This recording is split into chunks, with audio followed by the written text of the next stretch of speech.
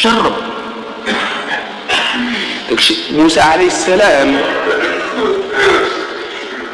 من اللي كان يقول الفتى ديالو يوشع هذا نبي، يوشع هذا نبي، وهو الذي فتح القدس في عهد موسى. لما مات موسى بأرض سيناء وهارون مات قبل موسى عليه السلام، لفوائد يعني علم. هارون مات قبل موسى عليه السلام، ووكل موسى يعني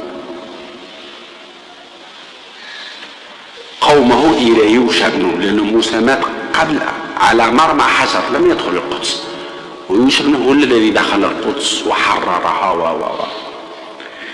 لما كان هو فتاة قال له لن أبرح حتى أبلغ مجمع البحر. هذه الهمة، هو الهدف. ما ننسكاش يتم يوصل الهدف ديالو. داكشي علاش من وصل الهدف ديالو ديالي لقد لقينا من يوصل الهدف. تقول هذيك والله ما سبقك غيره إلا بهمته وبهدفه. هذا الشيء ديال صحاب الدنيا، هذا الشيء ديال علاش وصل في الدنيا، إما بالحال يمكن حد هذا